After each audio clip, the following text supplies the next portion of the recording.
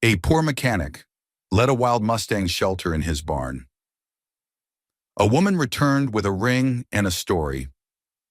In a quiet Wyoming town blanketed by snow, a reclusive man opens his barn door to shelter a wounded horse, not knowing that this simple act of kindness will lead him to confront old grief, rediscover lost dreams, and meet a woman carrying the last gift her father ever left behind. What begins as a chance encounter becomes a journey of healing, music, and the kind of love that doesn't ask for perfection, only presence. If you've ever believed that kindness has the power to rewrite lives, this is the story for you. Before we begin, if heartfelt stories of second chances, quiet love, and the magic of simple moments speak to you, consider subscribing to our channel. We share stories that lift, heal, and linger in your heart long after the final words. Now sit back, take a breath. Let me tell you the story of the Mustang's secret. A story about the wind, the barn, and the people who choose to stay. The snow had started early that evening, heavy and wet, blanketing the hills like silence laid thick over the world. Eli Morgan stood at the edge of his barn, the worn wood creaking behind him, breath ghosting in the cold air as he watched the horizon blur. The Wyoming wind was steady but soft, whispering through the pines. It had been this way every December since his mother passed, quiet, cold, and a little lonelier than he cared to admit. He tugged his flannel tighter, feeling the stiff chill creep through the cuffs. The old John Deere tractor behind him was halfway repaired, as always. Something was always halfway fixed around here. The roof, the fence, the man himself. He was about to close the barn doors when he saw it. At first it was just a movement, a shape too graceful to be the wind. Then a sound, faint, uneven hoofbeats crunching snow.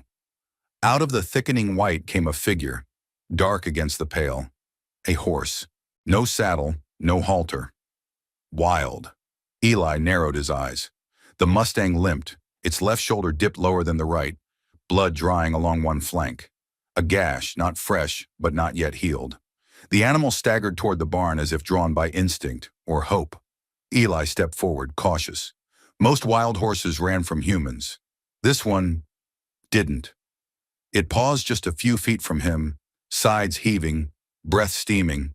Its eyes met his, dark, wide, and something else. Not fear, weariness maybe. Wariness, too, but not fear. "Easy now," Eli murmured. His voice sounded foreign in the stillness. "I'm not gonna hurt you." The wind picked up. Snow swirled around them in delicate fury. The horse's legs trembled. Eli looked back at the barn. One empty stall, a pile of old hay. He had nothing to offer but shelter. He made his choice in silence. Without a word, Eli turned and pushed the door open wider, stepping aside. The barn's interior glowed faintly from the single bulb hanging above the center beam. The scent of wood, oil, and distant hay filled the air. He didn't look back. After a beat, the sound of tentative hooves echoed behind him. The Mustang walked in. Eli closed the doors against the storm. He didn't sleep much that night. He brought down the cleanest blanket he could find, laid it over the stall rail, dug out a pail of water, tossed in a handful of oats meant for a neighbor's horse that never came. The Mustang, still nameless, still watching, took it slowly, its ears flicking at every creak and sigh of the barn. Eli didn't try to touch it. He just sat nearby on an overturned crate, a cup of coffee cooling in his hands, and let time do what words couldn't. The snow kept falling. So did the silence. By morning, the storm had passed, leaving behind a world cloaked in white and light. Sunlight caught on the frost-laced windows, casting long, golden lines across the barn floor. Eli stepped outside into the brightness. Everything felt hushed, waiting. He glanced toward the stall. The Mustang was still there, still watching. Later that afternoon, after finishing repairs on the tractor, or pretending to, Eli found himself talking. Not much, a few sentences here and there, stories he hadn't told in years. How his dad once tried to tame a wild Appaloosa and got kicked so hard he limped for 3 months but still called the horse Buddy. How his mom made cornbread that could cure anything short of death. How he used to dream of being a songwriter once, before the family garage swallowed that dream whole. The Mustang didn't interrupt. Eli appreciated that. "I suppose you've got a story too." he said quietly, leaning on the stall rail. Most of us do. Some we tell, some we bury. The horse flicked an ear, shifted its weight. Snow melted off its coat in slow, glistening streams. I won't keep you, he added. When you're strong enough, the door's open. But even as he said it, he hoped the horse would stay. 3 days passed. On the fourth morning, he named her Spirit. He didn't know why. It just fit. There was something about the way she moved. Careful, deliberate, but with a grace that hinted at untamed winds and wide-open skies. She wasn't broken, just healing. Same as him. That morning she took an apple from his palm. No halter, no rope, just trust. That was when Eli heard the crunch of tires on snow. He turned, heart knocking in his chest. A sleek silver SUV, too polished for this road, pulled up the long drive. The driver's side door opened. A woman stepped out. She wasn't from around here. That much was clear. Knee-high boots dusted with travel, a tailored coat belted against the cold, auburn hair pulled into a low bun under a wide wool hat.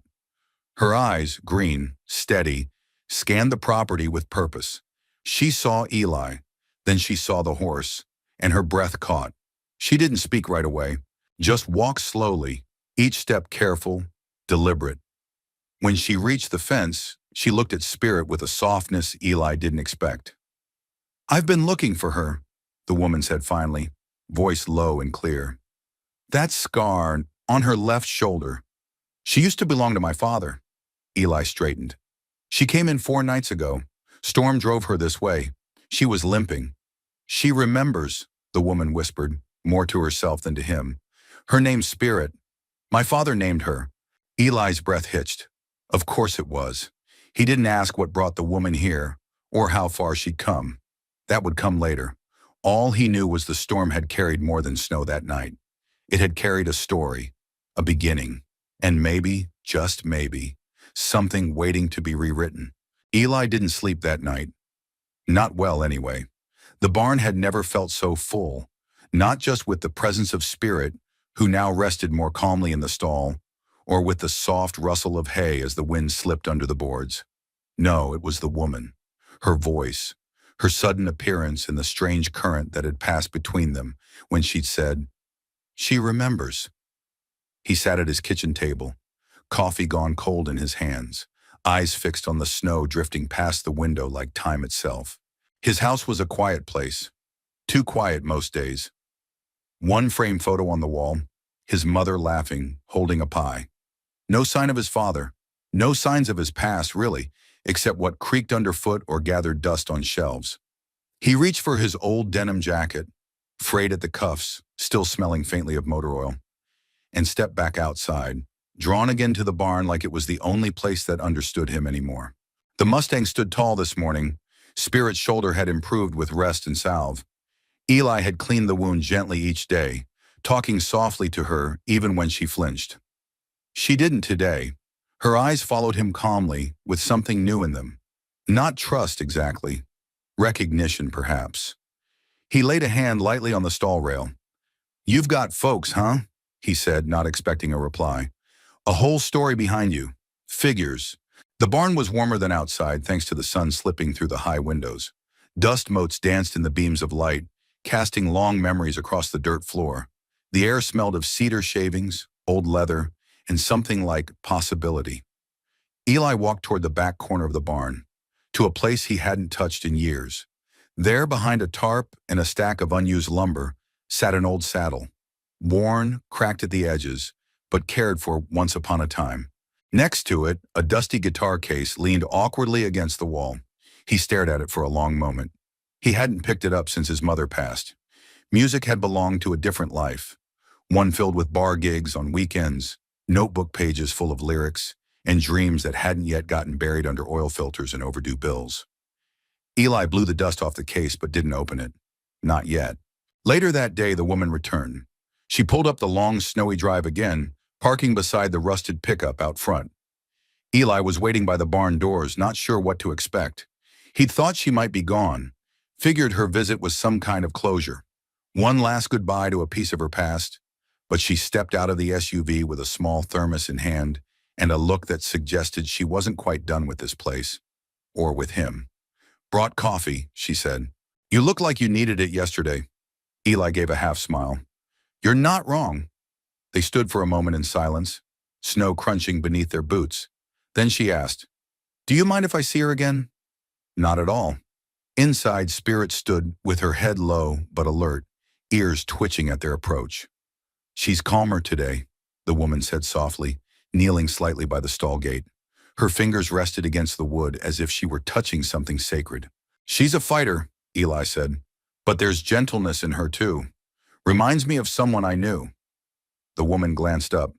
"Your mother?" Eli blinked. "How'd you... You talk about her like she's still here. Most people who've lost someone do that. I do it too." He nodded, eyes falling to the straw beneath his boots. "She passed 3 winters ago. Stroke. Quick. Quieter than she deserved." "I'm sorry." "Yeah, me too." They stood in silence again, but this time it felt less empty. Like the barn had absorbed their pain and was holding it gently between its beams. After a while, Eli asked, "You never said your name." "Charlotte," she replied. "Charlotte Ellis." "Eli Morgan." She extended her hand. He took it. Warm, steady, no pretense. The shake lingered longer than necessary. "I should have introduced myself yesterday," she said. "I was just surprised, seeing her again." "Spirit." How long had she been gone? "About 8 months. She broke out after my father died. We ran a therapy center for veterans. Horses helped them more than any doctor ever could. Spirit was special, different. My father said she understood grief better than most people." Eli looked over at Spirit. "She carries it, that's for sure." Charlotte smiled faintly. "So do you." He didn't respond. They shared coffee from her thermos while sitting on an overturned hay bale just outside Spirit's stall. Charlotte talked about her father, a man who'd served in 2 wars, then found peace among horses and quiet people who'd been broken in ways no one could see. "He used to say," she murmured, "if you can earn the trust of a horse that's been hurt, you can believe in people again." Eli looked at her. "Do you?" "I didn't," she admitted. "Not for a long time. Then I met you." Hum. The words hung there. Simple, sincere, and more loaded than either of them could explain. That night, Eli opened the guitar case. The strings were dusty but intact. The wood smelled like old pine and stage lights. He tuned it slowly, fingers stiff from years of absence, then sat on the back steps of his house as twilight settled in. His voice was rusty, but the melody came, a soft tune. No words yet, just notes that wrapped around the wind and the snow, and the way Charlotte had looked at Spirit. For the first time in years, the barn didn't feel like a place of endings. It felt like a beginning. Charlotte returned the next morning just after sunrise. Eli hadn't expected her so soon, maybe not at all. But there she was again, boots crunching over frost-covered gravel, a gloved hand raised in greeting. She carried a small canvas satchel over one shoulder and wore the same gray wool coat as the day before. Though this time her scarf was deep burgundy, the kind of color that looked like it didn't belong in a place this dusty and worn. Yet somehow she did. "You open for visitor?" she asked, stopping at the barn door. Eli pushed his cap back and gave a quiet nod. "As long as they come bearing coffee," she smiled. "2 sugars and cream? You learn fast." "Ex-journalist," she said, holding up a small to-go tray from the diner in town. "I used to remember details for a living." They stood in companionable silence for a moment, sipping hot coffee in the cold light of morning, the air smelling faintly of pine and horses and the distant promise of thaw. "She's still here," Charlotte said softly, peering into the stall. "She is. I thought she might have left." Eli looked towards Spirit, who stood relaxed in her stall, her eyes half-lidded, body at ease. "She's free to go, but maybe she doesn't want to." Charlotte didn't respond right away. Instead, she stepped forward slowly, kneeling by the stall gate. Spirit lifted her head, nostrils flaring slightly, ears twitching forward. "She remembers me," Charlotte whispered, barely audible, "even after everything." Eli leaned against the beam, watching. "You said she belonged to your father." "She did, but he used to say she chose us. Wild horses don't take to people." Spirit did. Or maybe it was him she trusted. He had that way with them, with everyone, really. She looked over her shoulder, her eyes catching the morning light. He could make a scared kid feel safe in seconds. A war vet feel human again. He saved people without ever raising his voice. You miss him, Eli said plainly. Charlotte's gaze dropped. Every day. The barn held their silence like an old friend. She stayed longer this time. Not just for coffee or for the horse.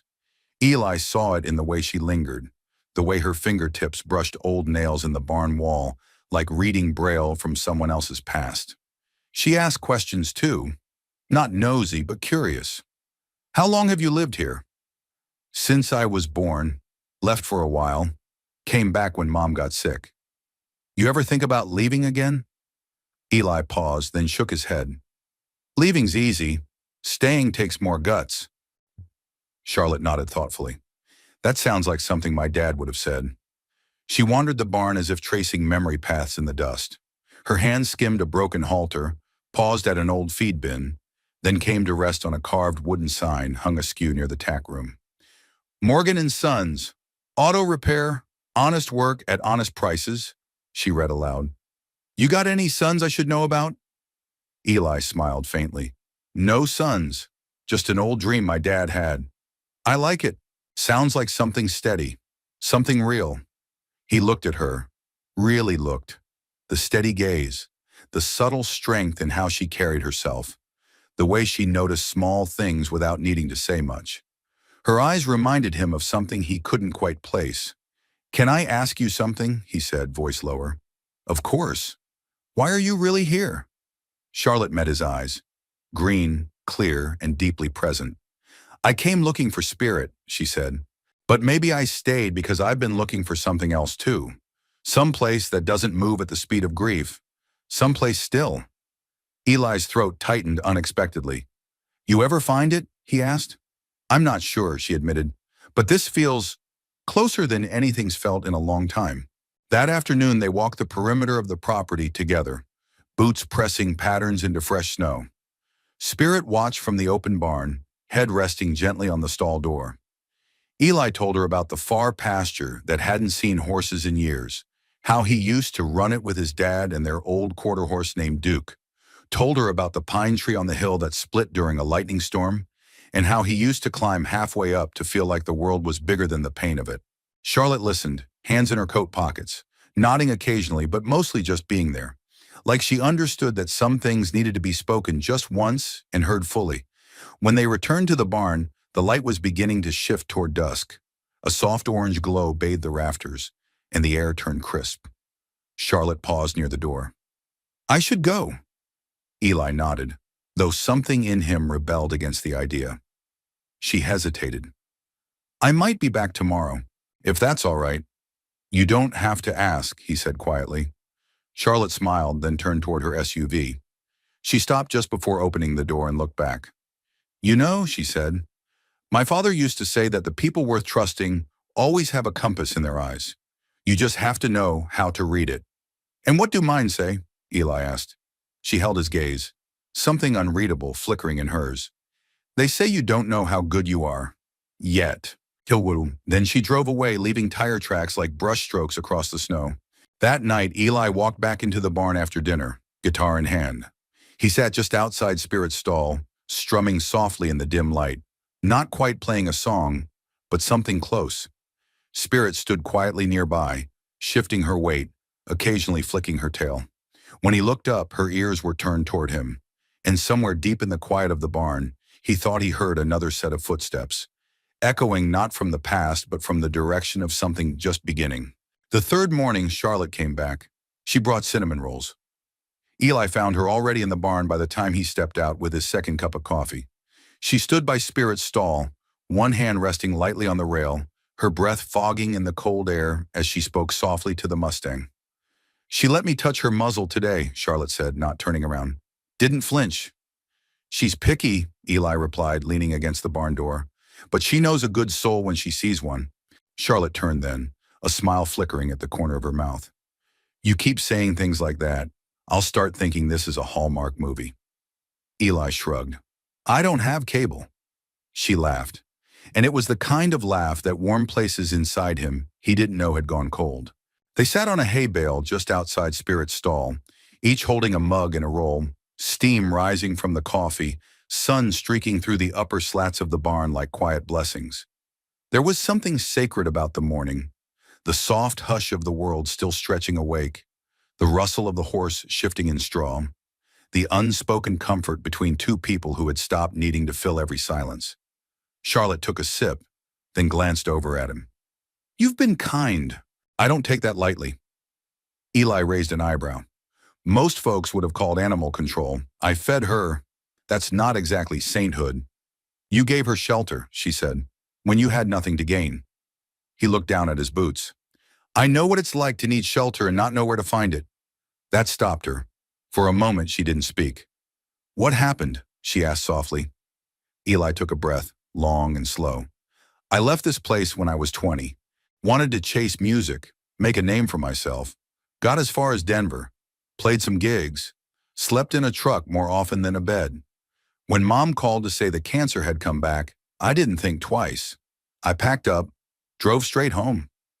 Charlotte watched him, expression unreadable. "She passed 6 months later," he continued. "Never got to hear the songs I wrote about her. I've been here ever since. Fixing engines, not melodies." Charlotte's voice was barely above a whisper. "I'm sorry." Eli nodded. "So am I. But not for coming back. Just for what I never finished." She reached into her satchel and pulled out a worn leather notebook, edges dog-eared, pages crinkled. "My father kept a journal. He wrote about every horse that came through our center, their fears, their breakthroughs, even their moods on rainy days. Spirit had 6 pages all to herself." Eli leaned in as she opened the book and pointed to a line written in precise cursive. "Spirit doesn't trust easily, but when she does, it's for life. She senses pain the way most people sense weather." Charlotte looked at him. He believed horses could read people, that they could sense the damage and still choose to stay. Eli exhaled slowly. "Maybe we should all be more like them." They spent the next few hours working side by side. Charlotte swept out the feed room while Eli replaced a few cracked boards along the back of the barn. Spirit moved with quiet grace in her stall, content now, her wildness tempered not by confinement, but by connection. Eli couldn't remember the last time someone had stood beside him without trying to fix him, hurry him, or judge the silence. Charlotte did none of that. She just belonged, as if the barn had been waiting for her too. After lunch, she surprised him. "I want to stay a while," she said. "Here, in the area. I still own the old therapy center up the road. It's been closed since Dad passed, but I never sold it." Eli straightened. "You thinking of reopening?" Charlotte hesitated. "I don't know. Maybe. Being here, it reminds me of what mattered. What still matters." He studied her. "You looking for help?" She met his gaze. "Maybe. But more than that, I think I'm looking for hope. This place feels like it still has some left." Eli didn't answer right away, but something shifted in his chest. Like a door he hadn't touched in years creaked open just a little. That evening, the sky blushed pink behind the pines, and Eli found himself sitting on the porch steps, guitar resting across his knee. His fingers moved over the strings with a slowness that wasn't rusty, just reverent. Notes drifted out into the cooling air, soft, simple, unfinished. Charlotte appeared beside him a few minutes later, holding 2 mugs. "You always play around sunset?" she asked, handing him one. "I don't always play," he said. She sat down beside him, knees pulled close, scarf tucked under her chin. "Sounds like something my father would have liked." "I'd have liked him," Eli said. Charlotte smiled faintly. "He would have liked you too. He believed in second chances, in quiet men with steady hands." They watched the last light melt behind the hills, the music fading with it. When Charlotte stood to leave, she lingered at the edge of the porch, hand on the railing. "I don't know where this is going," she said, "but I'm not afraid of staying still anymore." Eli nodded slowly. "Then maybe you found the right place." That night, Spirit lay down for the first time since arriving. Eli watched from the barn doorway, arms crossed, a blanket draped over one shoulder. It was a sign of trust, horses resting in that way, a vulnerability they didn't offer unless they felt safe. He glanced up toward the window where the stars had begun to prick the sky, and somewhere in the hush of wood and hay and memory, he felt it again, the sense that something was being rebuilt here. Not repaired, rebuilt. Spirit began to follow Charlotte, not in the skittish, unpredictable way of a horse still half wild, but with a quiet steadiness, like something dormant had awakened inside her. The way her ears flicked toward Charlotte's voice, the calm way she accepted a hand on her neck, even the way she shifted her body slightly to make room when Charlotte entered the stall. All of it felt intentional. Eli noticed. And not just about the horse. Charlotte was changing too.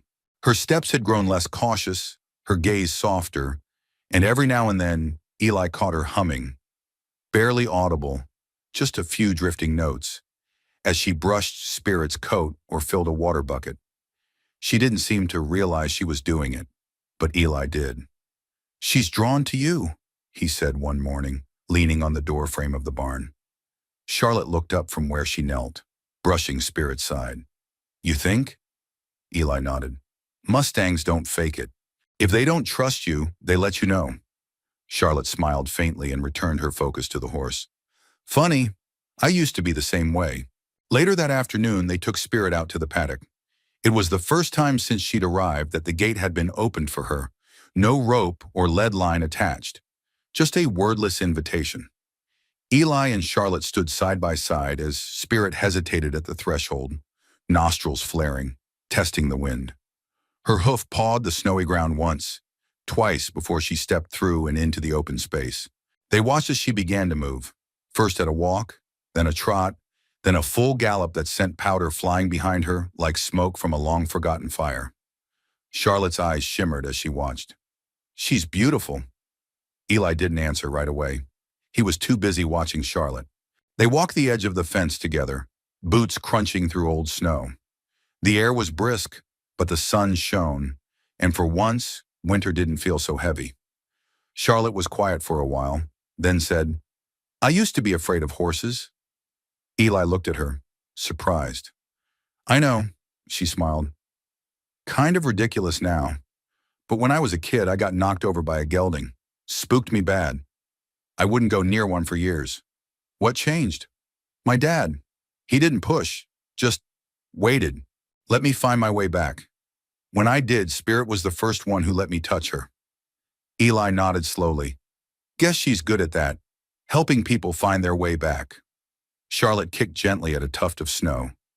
"I thought I was past all that. The running, the walls.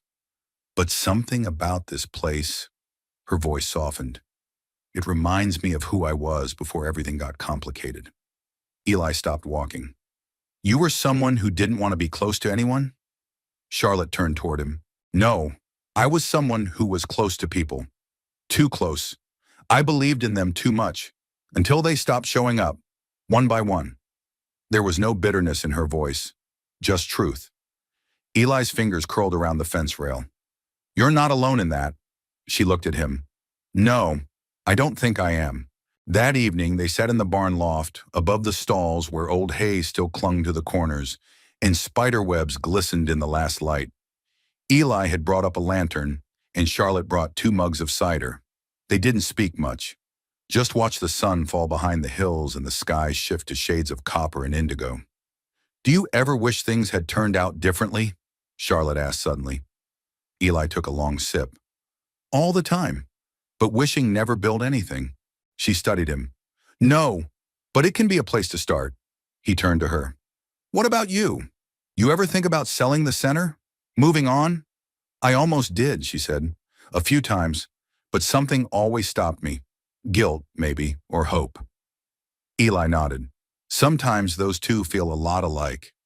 Charlotte's lips curved, sad and knowing. "My ex-fiancé said I carried too much weight, that I cared too deeply, that it made me hard to love." Eli's jaw tightened. "He sounds like a fool."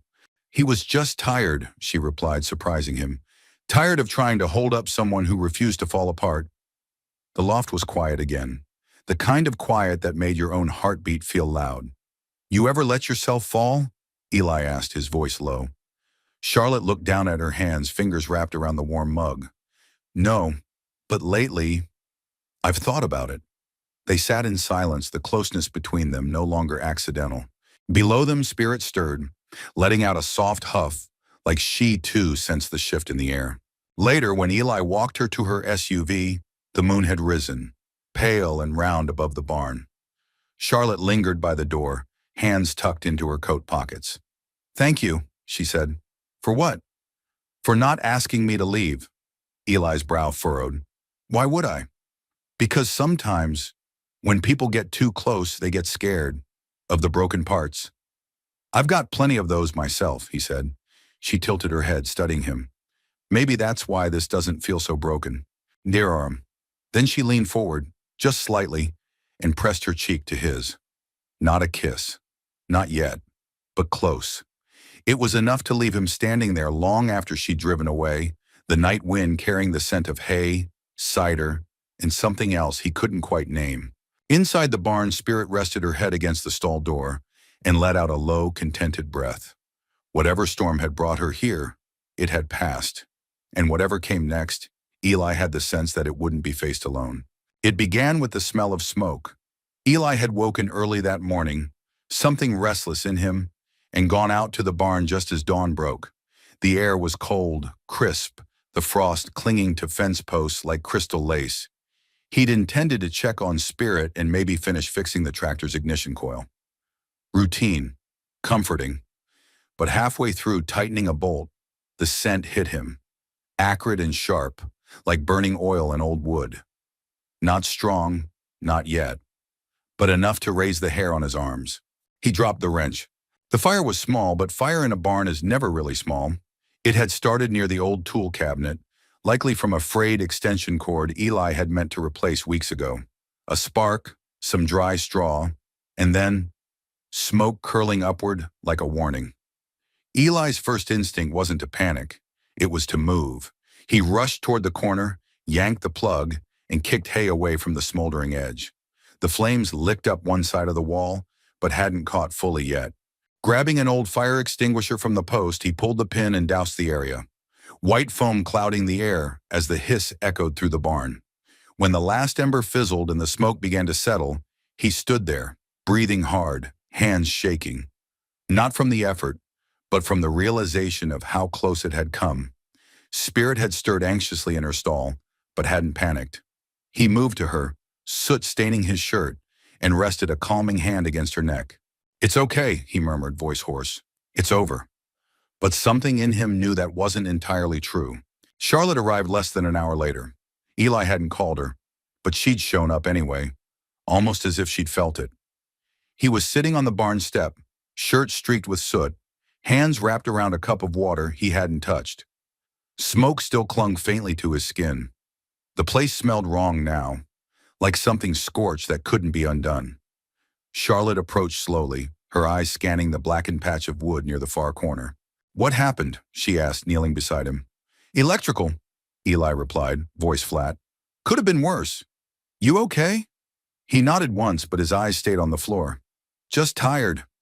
Charlotte studied him, then quietly said, "You don't have to hold it together for me." Eli let out a breath that caught in his chest. "I've been holding it together so long, I don't even know what it looks like not to." She placed a hand over his. "Then maybe it's time you let someone else carry a little of it." They cleaned the damage together, Charlotte sweeping ash from the floor while Eli pried loose the burned paneling. It wasn't catastrophic, but it was enough to leave a scar, enough to stir up something deeper than smoke. By afternoon, most of the mess was gone, but the air still held the weight of what could have been. Eli stepped outside, wiping sweat and ash from his brow, and stared across the snow-laced pasture. The sky was overcast.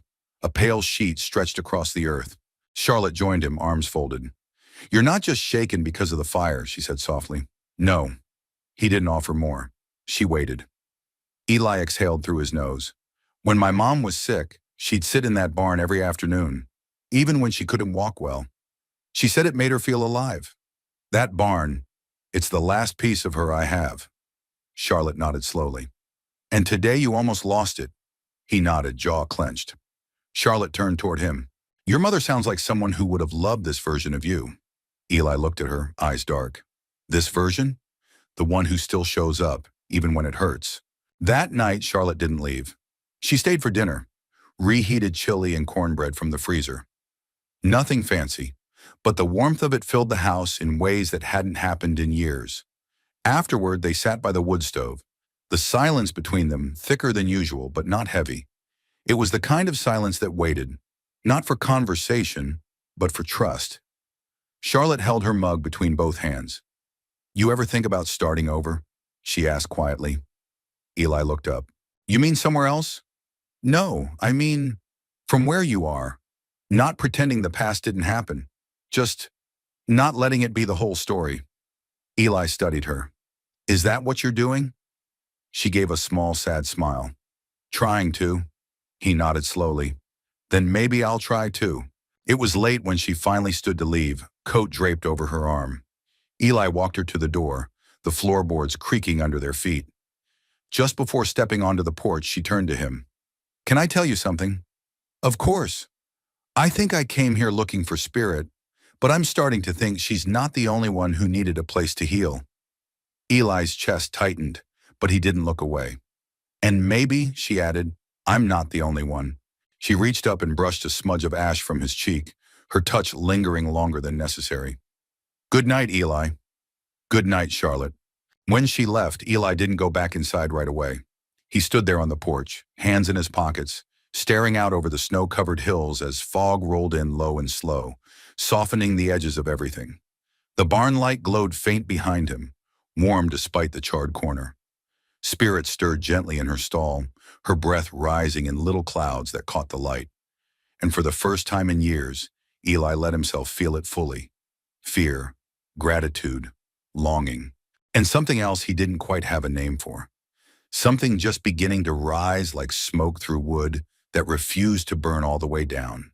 The old journal came out of nowhere. Charlotte had been cleaning out the back seat of her SUV, sorting through a pile of things she'd brought from her father's office at the therapy center. Yellowing invoices, old horse training manuals, dog-eared maps with faded pen marks. Most of it smelled like dust and leather and time. She was halfway through tossing an empty folder when she saw it. A worn leather-bound notebook, the spine cracked, corners soft, the cover etched faintly with her father's initials. She froze, not because she'd forgotten it existed, but because she had deliberately avoided opening it since the day he died. Her fingers hovered above the clasp. Then slowly she unfastened it and turned to the first page. The handwriting was unmistakable, blocky, slanted to the right, neat in its own stubborn way. June 14th. Spirit came back to us today. Skittish but watching everything, like she's been through fire and hasn't decided if she'll burn again. Charlotte's breath caught. She turned the page, then another. Her father's entries spanned years, observations about each horse, details about therapy sessions with veterans who barely spoke to anyone except the animals. And then, 6 pages dedicated to Spirit. Spirit has an old soul. She doesn't just respond, she listens. When a man cries next to her, she doesn't flinch. She leans in. Sometimes I wonder if she carries more than we can see, like she's the bridge between pain and peace. And finally, a line Charlotte had forgotten, one scribbled in the margin in a hurry, the ink smudged. "If you ever find someone she chooses to stay with, don't leave." Later that afternoon, Charlotte drove back to the barn, the journal tucked under her arm. The weather had shifted again. A light flurry fell, barely enough to coat the ground, just enough to veil the world in hush. She found Eli fixing the back fence, a hammer in one hand, a nail pouch slung over his shoulder, a smudge of dried paint across his sleeve. His jacket flapped in the wind, and his breath came out in white clouds. "You're not gonna let a storm slow you down?" she called. He looked up, smiling faintly. "If I wait for perfect weather, nothing gets done around here." Charlotte held up the journal. "I found something." He came over, wiping his hands on a rag. "What is it?" "My father's notes. About Spirit. About everything." They walked into the barn together, the warmth from Spirit's stall wrapping around them like a memory. Charlotte opened the journal to the page she had marked and handed it to Eli. He read in silence, his eyes darkening with each line. When he reached the one about finding someone Spirit stays with, he looked up, brow furrowed. She stayed, he said quietly. That night after the fire, she didn't run. No, Charlotte replied. And neither did you. Eli exhaled slowly, the weight of understanding pressing against something long locked away. I thought I had to fix everything on my own, that if I asked for help, it meant I was weak. Charlotte stepped closer. Maybe letting someone in is how we fix ourselves.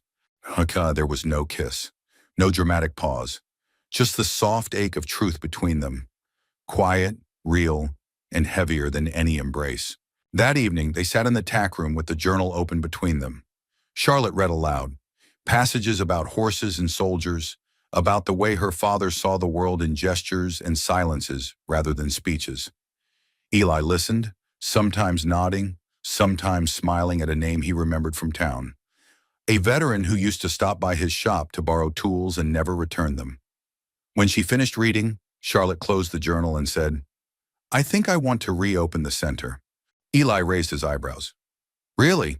She nodded. Not because it's what he would have wanted, but because maybe it's what I need, what others still need. Eli was quiet for a moment, then said, If you do, you won't be doing it alone. Charlotte looked at him. You sure about that? He met her gaze without flinching. Spirit chose to stay, and I'm starting to understand why.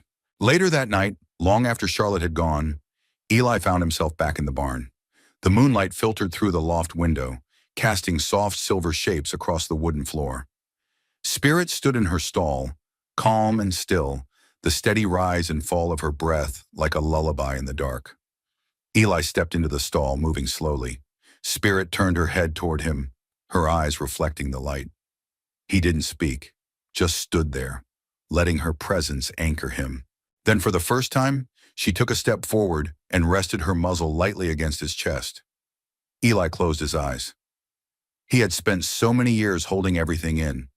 The grief, the regret, the fear of being left behind.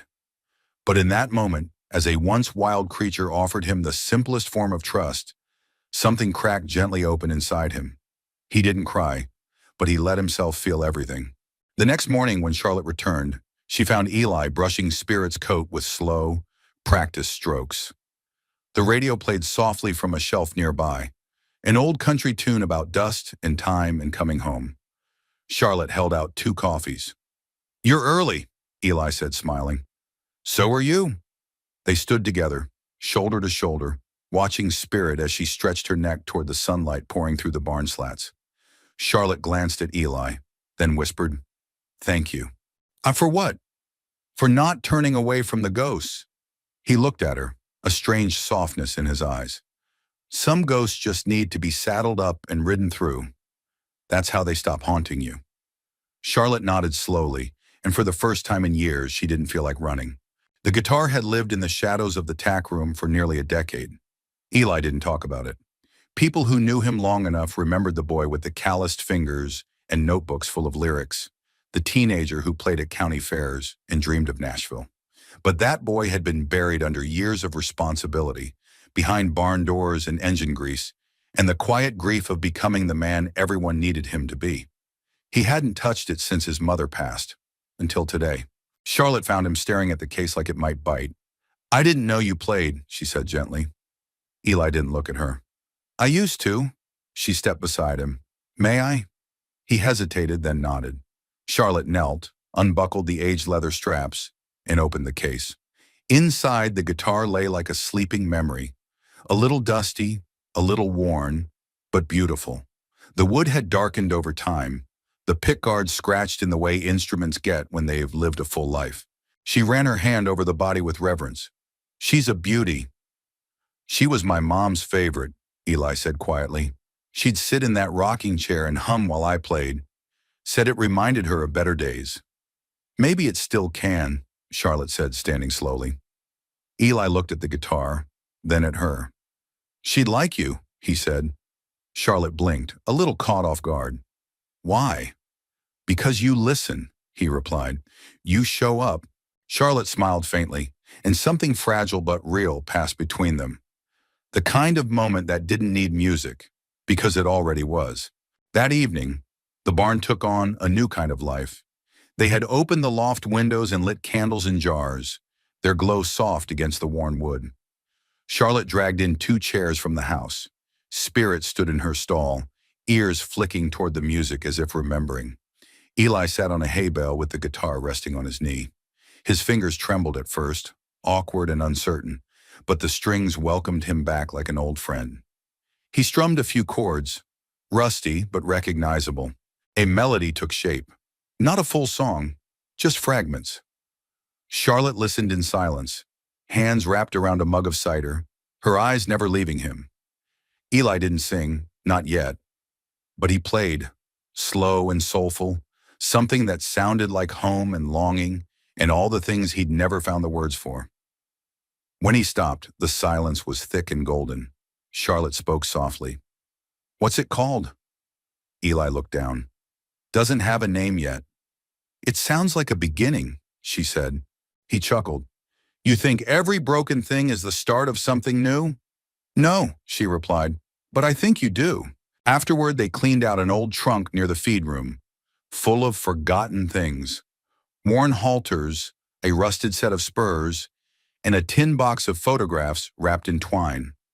Charlotte untied it carefully, revealing black and white snapshots of horses, children, and Eli's parents standing beneath a sign that read, "Morgan and Sons. Honest work at honest prices." One photo showed a much younger Eli sitting on the hood of a truck with a guitar in his lap and a grin too wide for his face. "You were a heartbreaker," Charlotte teased.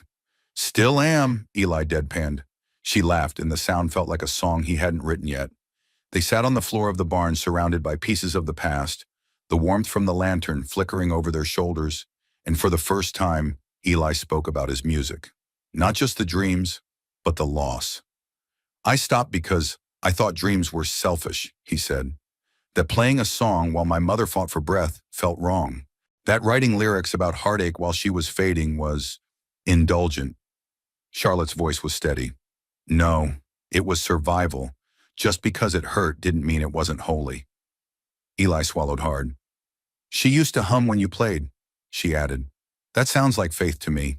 Later that night, Charlotte offered to walk Spirit in the paddock while Eli locked up the garage. Snow was falling lightly again, not the harsh kind, but the soft dusting that made the world look gentler. She led Spirit by a loose rope, letting her stretch her legs under the starlit sky. Spirit moved slowly at first, her breath forming soft clouds, her steps deliberate. Then, without warning, she gave a joyful toss of her head and broke into a trot, kicking up snow as she moved in a wide circle. Charlotte laughed aloud, the sound ringing through the air like a bell. Eli heard it from the edge of the barn, watching silently, his hands in his coat pockets. He didn't call out. He didn't interrupt. He just watched. Watched a woman who had been broken laugh. Watched a horse who had run stay. Watched a moment that didn't need to be captured, only remembered. They returned to the house with flushed cheeks and cold fingers. Eli made tea while Charlotte sat on the old leather couch near the fireplace, untying her boots. Spirit's breath still clung to her coat. Eli handed her a mug and sat beside her. Neither spoke for a while. The fire crackled. A song played low from the record player in the corner. An old tune, something soulful and slow. Charlotte leaned back against the cushions. "You're different these days." "Different how?" Eli asked. "Lighter, like someone's finally letting go of something they didn't know they were still holding." Eli turned the mug in his hands. "Maybe I am." She shifted closer, her voice low. "Then hold on to this instead." She rested her head on his shoulder, and this time he let her. The snow had stopped by morning, leaving a world that looked clean, untouched, like something waiting to be rewritten. The barn, the hills, even the wooden porch steps of Eli's house wore a soft white coat, and for once the cold didn't bite. It soothed. Charlotte arrived just before 9. She didn't carry coffee this time. She carried a letter. Eli noticed it the moment she stepped out of the car. A single folded envelope held carefully in one hand, like it might disappear if she gripped it too tightly. He met her halfway across the yard. "Everything all right?" Charlotte smiled, but it didn't reach her eyes. "I think so, but I need a place to read this, out loud." Eli didn't ask questions. He just nodded and led her to the barn. They sat in the loft, just as they had before. 2 mugs of hot tea beside them, the journal still resting where they'd left it on a crate. Spirit stirred below, her movements slow and rhythmic, like the heartbeat of the place. Charlotte unfolded the letter with fingers that trembled only slightly. "I wrote this a year ago," she began, voice soft. "Right after my engagement ended. I never sent it. I didn't even read it again until last night." She looked over at Eli, her eyes clear now but raw. "I think I was writing it more for me than for him." Eli gave her a small nod. "Then maybe it's time someone heard it." She took a breath and began. "Dear Marcus, I don't know where you are, or if you'd even care to read this, but I'm writing it anyway because silence is heavy, and I'm tired of carrying things I was never meant to hold alone. You said I was too much, that I cared too deeply, that I carried pain like a badge, like it made me noble to suffer. But you never saw the weight of that. You only saw the cracks when I started breaking under it. I loved you, not just the convenient parts. I loved the days when you couldn't get out of bed, the nights you couldn't find the words. I stood beside you when everything in me begged for escape, and still it wasn't enough, or maybe it was too much. I'll never know. I'm not writing to ask you back. I'm writing to say that I forgive you, not because you asked, but because I need to. I forgive you for leaving. I forgive you for being too tired to stay. But I won't apologize for loving the way I did, for trying, for believing. I hope you find peace. I hope you find someone who sees you, even when you can't see yourself. As for me, I'm still learning to let people in. But maybe, just maybe, someone will stay. Charlotte." When she finished, the silence that followed was thick with something unspoken. Eli didn't speak for a long while.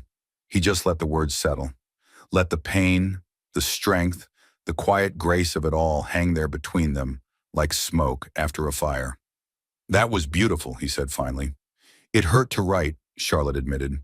"But it hurt more to hold it in." He nodded. "Sometimes we carry things we don't realize are poisoning us." Charlotte folded the letter again, gently. "I don't hate him. I just don't want to keep giving him space in a future he never chose to be part of." "That's strength," Eli said, "not weakness." They sat side by side, neither reaching for the other, and yet more connected than any touch could have made them. That afternoon they rode. Not far, just around the outer pasture, letting Spirit stretch her legs with Eli leading her at a walk, while Charlotte rode bareback, her hands loose, body swaying gently with each step. She laughed more than once, and Eli found himself watching her the way a man watches the sun break through cloud after a long winter. "Feels like flying," she called out. Eli smiled. "You're not scared?" "I think I forgot how to be." When they returned to the barn, the light was beginning to turn gold at the edges. Eli helped her down, his hands steady at her waist, and for a moment their eyes met. Not with urgency, not even with anticipation, but with a quiet, undeniable knowing. "You're different," Eli said. Charlotte tilted her head. "Different how?" "Not softer, just stronger. Like someone who finally stopped apologizing for needing love." She studied him. "And you? What do you need?" He thought for a moment. "Someone who doesn't flinch when I fall quiet. Someone who doesn't mistake silence for absence." Charlotte nodded slowly, stepping closer. "I'm here," she said simply. "When you're quiet, when you're not, when you're just you." Eli didn't speak, but he reached for her hand, and this time she didn't let go. That night, as snow began to fall again, Spirit lay down in her stall, completely at peace. The barn, warmed by new insulation and an old space heater Eli had finally repaired, held the kind of stillness that only comes after a storm has passed. In the loft, the journal, the letter, and the old guitar sat in a circle of soft light. And downstairs, in the heart of a barn once scarred by fire and silence, 2 people sat together. No more ghosts, no more letters unsent, just the present and the sound of healing finally taking root. The snow melted fast that week. Temperatures rose just enough to turn the landscape to soft mud and shimmering puddles, and the pasture behind Eli's barn became a wide canvas of brown and gold. The crisp air carried the scent of thawing earth and wet pine, the kind of late winter day that hinted at spring without quite promising it. Charlotte had come early that morning with a basket of breakfast. Warm biscuits, local honey, and 2 hard-boiled eggs still steaming. She looked relaxed, even playful, with her coat unzipped and her auburn hair braided over one shoulder. Spirit nickered when she entered the barn, as if recognizing the rhythm of her footsteps. "She knows me now," Charlotte said, smiling as she brushed Spirit's coat. "It's different." Eli stood nearby, sipping coffee and watching them. "She trusts you." "I think I trust me too," Charlotte replied. He raised an eyebrow. "That new?" She grinned. "Brand new." Later that afternoon, they decided to let Spirit roam. No ropes, no paddock, just the gate open, the world waiting. It had been Charlotte's idea. "She's earned it," she'd said, "and so have we." Eli hesitated at first. "You sure she'll come back?" Charlotte didn't flinch. "I think she's already home." They walked her to the far edge of the pasture where the hills dipped into a quiet valley, a place Eli hadn't visited much since his father passed. Spirit moved calmly beside them, not resisting, not rushing.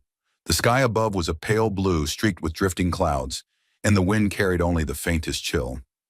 Eli unlatched the rope halter and stepped back. Charlotte took a breath. "Go on, girl." At first, Spirit simply stood there, ears twitching, eyes scanning the open space like she didn't quite believe it was hers. Then slowly she took one step, then another, and then she ran. It wasn't a sprint, not at first. It was a slow, graceful acceleration, legs stretching, mane flying, hooves thundering against the damp ground. Her muscles moved with a kind of poetry, power coiled and released in rhythm with the earth beneath her. Charlotte gasped, hand covering her mouth. "She's flying." Eli watched silently, something tightening in his chest. Spirit arced across the field like she belonged to it, tail streaming behind her, body shining in the afternoon light. She dipped into a shallow dip, then rose again, cresting the hilltop before circling back in a wide loop. When she stopped, she stood still for a moment, head high, nostrils flaring. Then she turned, and she came back, straight toward them, not because she had to, because she chose to. When Spirit reached them, she didn't slow. She came right up to Charlotte and pressed her muzzle gently against her shoulder. Charlotte let out a small sound, not quite a laugh, not quite a sob, and wrapped both arms around the horse's neck. Eli stepped forward, hand brushing Spirit's side. They stood that way for a long time, woman, man, and Mustang, in the middle of an open field, surrounded by nothing but wind and wide sky, and the quiet knowledge that some things, once broken, could not only be healed, but could return stronger. That evening, they returned to the barn as the sun dipped below the ridge. The light cast long shadows and painted everything in warm amber. Charlotte leaned against the gate while Eli filled the water trough. "You said you hadn't come out to this field in years," she said. Eli nodded. "It's where we used to ride, me and Dad, sometimes with Mom. After he died, I stopped. It felt empty. And now?" Eli looked around. "Now it feels like something new." Charlotte smiled. "That's the trick, isn't it? To stop measuring the present by the pain of what's gone." He met her gaze. "Or maybe just start allowing both to exist." She stepped closer. "I'm glad you opened the gate." He smiled. "You mean metaphorically or?" "Yes." Inside the barn, the air smelled of fresh straw and saddle soap. The old guitar rested on its stand in the corner, and the journal, her father's journal, lay open on the workbench as if still mid-thought. Charlotte walked to it and turned to the last page. She stared for a moment, then called out, "Eli?" "Yeah?" "There's something here I hadn't seen before." He joined her and they read the line together, a note written in smaller handwriting, squeezed between 2 entries. "Freedom isn't just about running. It's about knowing where you'll return." Charlotte let out a breath. "He wrote that after Spirit disappeared." Eli leaned on the bench. "He never stopped hoping she'd come back." "No," Charlotte said.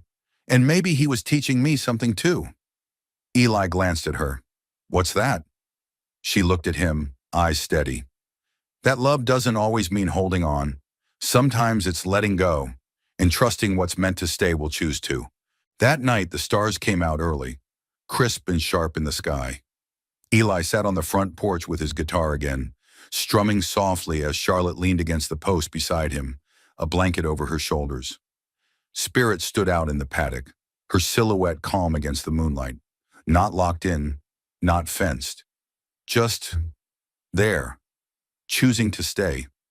Charlotte turned to Eli. "Do you still write songs?" "Bits and pieces," he said, "most of them unfinished." "Will you play one?" He hesitated, then nodded. His fingers moved gently over the strings, the melody low and rich. Something simple, built from hope and weather and wood. And when his voice came, it was quiet but sure. "You were born where the wild things roam, but you walked your way back home. Didn't need reins or rules or a plan, just the open heart of a steadier man." Charlotte blinked slowly, a tear slipping down her cheek. "Is that about spirit?" Eli smiled. "Maybe." She leaned in, head on his shoulder again. And as the last note lingered in the night, they both knew it wasn't just a song. It was a turning. Eli woke early the next morning to the scent of rain, soft and steady, falling over the barn roof like a lullaby for the earth. The snow had all but vanished, replaced by thick mud and the budding tips of grass poking through the thaw. A mist rolled in from the hills, turning the trees into silhouettes, ghostly and still. He sipped his coffee by the kitchen window, waiting for the familiar crunch of tires in the gravel drive. But it didn't come. Charlotte didn't arrive that morning, or that afternoon, and by sundown something in his chest began to ache. She wasn't gone long, just 2 days, but time passed differently now. Fuller, deeper. Her absence filled the space more loudly than words ever could. The barn felt quieter, even with spirit there. Eli still worked, replaced a latch on the stall door, oiled the hinges, swept the loft, but everything he did felt like waiting. On the third morning, just as fog began to lift, her SUV pulled into the drive. Eli was already outside. Charlotte stepped out slowly, wearing a long gray coat and boots caked with travel. Her hair was tucked into a loose braid, her eyes tired but focused. She held something small in her hand, a velvet box, worn at the edges like it had passed through many hands. "I went home," she said. Eli nodded. "I figured." She stepped closer. "I needed to see the center again. The office. My father's desk." He searched her face. "And? I found this," she said, opening the box. Inside was a ring. Simple silver, slightly tarnished with age. Not flashy, not decorative, just true. Eli looked up. Charlotte's voice was steady, but her throat tightened. It was his, my father's. He wore it every day. Even after Mom passed, he used to tell me that he'd leave it to the man who proved he loved people the way horses did. Eli blinked, startled. "What does that mean?" Charlotte's eyes shimmered. With patience, with presence, without needing to fix them. She held the ring out. "I brought it back because I think I found the man he meant." Eli didn't take the ring at first. He simply looked at her, stunned, silent. Not by the gesture, but by the truth of it. How much it meant, how much it said without a single promise or expectation. "You're not giving me a ring," he said softly. "You're giving me a story." Charlotte smiled. "And I want you in it." They stood there for a long moment, the morning light breaking through the mist behind them. Finally, Eli reached out and took the box. His voice cracked when he said, "I don't know what to do with something like this." Charlotte stepped closer. "You wear it, or keep it, or tuck it in a drawer and look at it when you forget who you are." He let out a soft laugh, the kind that came from surprise and something close to wonder. "Thank you," he whispered. Later that afternoon, they sat by the fire in Eli's living room, spirit visible through the window beyond the barn, head bowed in calm contentment. Charlotte rested her feet on the old trunk that served as a coffee table, one hand cradling a mug, the other holding a yellowed photograph she'd found at the center. It showed her father, young and smiling, standing beside a child-sized Charlotte and an older man who, remarkably, resembled Eli, not in appearance, but in posture, gentle, grounded. "I remember that day," she said. "I was maybe 9. Spirit had just come to us. I was terrified of her." Eli glanced at the photo. "And yet here you are." Charlotte smiled. "That's the thing about fear. If you sit with it long enough, it turns into something else." Eli nodded slowly. Like music. She tilted her head. How so? You play the same chord long enough, he said, and eventually it stops sounding like a mistake. It starts becoming part of the song. Charlotte's eyes softened. So what song are we writing? Eli didn't answer. He stood, walked to the guitar, and returned with it in hand. Then, without fanfare, he sat and began to play. Not the half-finished tune she'd heard before, but a new one. Gentle, hopeful, clear. And this time he sang, You walked through storms I never saw, but I heard the thunder in your voice. You held your heart like it was law, but love, it was always a choice. You stayed when the gate swung open wide, didn't chase or beg or run. You just stood there, quiet, side by side, and waited for the sun. Charlotte's breath caught, and when he stopped, she reached for his hand and said, Don't stop writing. Not this time. I won't, he said. Not if you're part of it. That night the wind picked up, rustling the trees outside. Spirit paced the paddock once, then settled near the barn door, as if waiting. Inside, Charlotte slept with her head on Eli's shoulder, the ring box resting quietly on the mantel. Eli stayed awake, not from worry, but from the fullness of it all. The weight of memory, the lightness of presence, the quiet certainty that somehow the barn, the horse, the music, the woman beside him, wasn't just a second chance. It was the real beginning. The sign went up on a clear morning in early spring.